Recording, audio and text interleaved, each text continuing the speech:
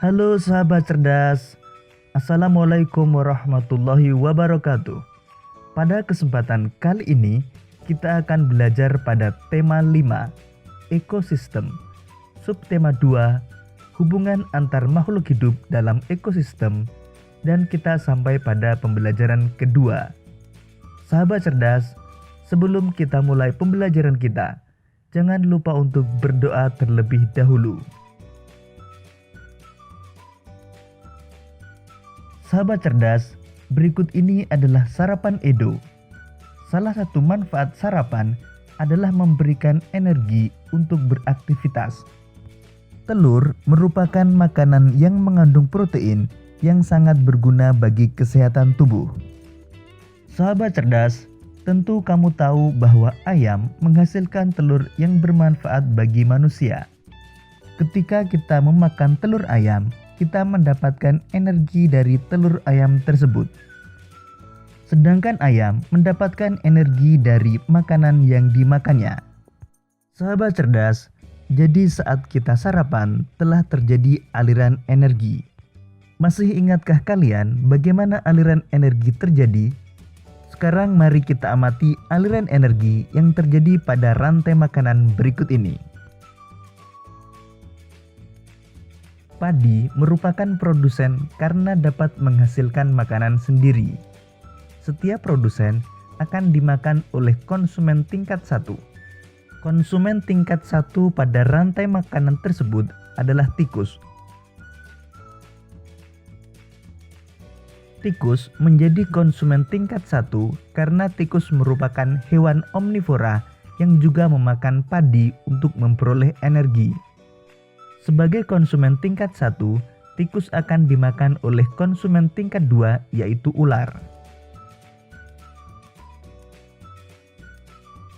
Ular menjadi konsumen tingkat 2 karena ular merupakan hewan karnivora yang memakan tikus untuk mempertahankan hidupnya. Sebagai konsumen tingkat 2, ular akan dimakan oleh konsumen tingkat 3 yaitu burung elang. Burung elang menjadi konsumen tingkat 3 karena burung elang merupakan hewan karnivora yang mendapatkan energi dengan memakan ular. Sebagai konsumen tingkat 3, burung elang akan mati. Bangkai burung elang akan diurai oleh mikroorganisme seperti jamur. Jamur berperan sebagai pengurai yang menguraikan burung elang yang telah mati. Hasil penguraian yang terdiri dari zat-zat tertentu akan masuk ke dalam tanah dan dimanfaatkan oleh tumbuhan sebagai sumber makanan.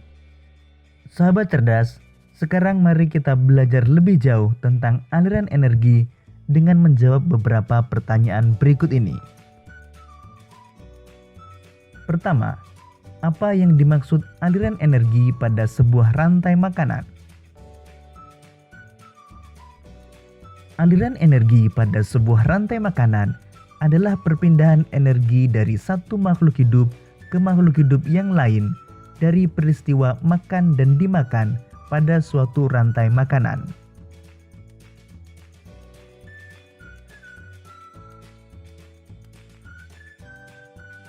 Dua, adakah hubungan antara rantai makanan dengan aliran energi? Jelaskan. Ada, karena pada rantai makanan pasti terjadi peristiwa makan dan dimakan. Ketika suatu makhluk hidup memakan makhluk hidup lain, maka akan terjadi perpindahan energi berupa zat-zat yang dibutuhkan untuk bertahan hidup bagi makhluk hidup tersebut.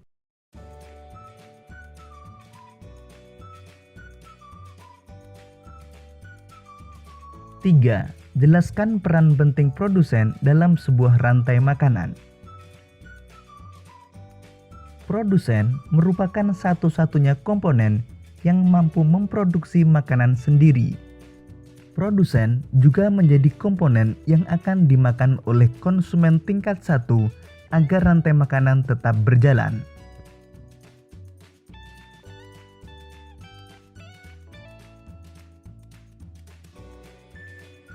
4.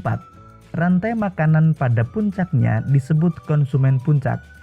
Apabila konsumen puncak punah, apa yang akan terjadi pada konsumen 1 dan konsumen 2? Apabila konsumen puncak punah, jumlah konsumen 2 akan bertambah banyak karena tidak ada konsumen puncak yang memakan mereka.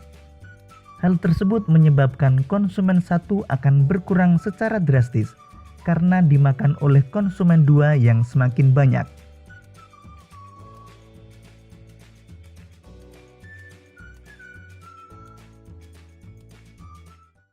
Sahabat cerdas, keberadaan ekosistem juga dijadikan sebagai inspirasi dalam berkarya, seperti yang terdapat dalam beberapa tarian daerah. Hasil panen yang diperoleh dari ekosistem sawah atau ladang dituangkan menjadi karya tari yang indah dan menarik. Beberapa tarian daerah juga menjadikan tindak tanduk hewan dalam sebuah ekosistem sebagai inspirasi tarian. Berikut ini tarian daerah yang terinspirasi dari keberadaan ekosistem dan juga tindak tanduk hewan. Tari tradisional Caping Ngancak yang berasal dari Lamongan, Jawa Timur. Tari ini menggambarkan para petani yang sedang bekerja mulai dari menanam, merawat hingga memanen padi. Seperti petani sebenarnya, para penari juga mengenakan caping.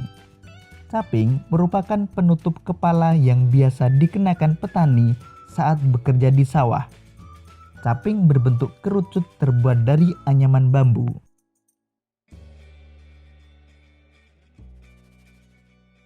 Tari Alang Babegan dari Minangkabau, Sumatera Barat.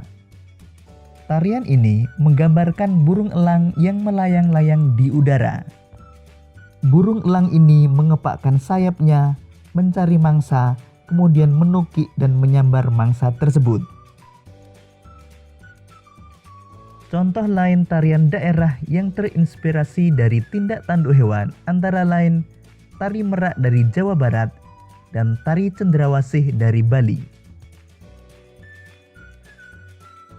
Sahabat cerdas, setiap tarian daerah memerlukan perlengkapan atau properti yang dikenakan penari pada saat menarikannya. Berikut ini beberapa nama tarian daerah dan properti yang digunakan. Misalnya tari payung menggunakan properti payung, tari legong menggunakan properti kipas, tari lilin menggunakan properti lilin, tari piring menggunakan properti piring, tari caping ngancak menggunakan properti caping, tari topeng menggunakan properti topeng, dan tari kuda lumping menggunakan properti kuda-kudaan. Demikian tadi sahabat cerdas pembelajaran kita pada tema 5, subtema 2 dan pembelajaran kedua. Untuk menguji pemahamanmu, kamu dapat mengerjakan latihan soal yang terdapat pada deskripsi video ini.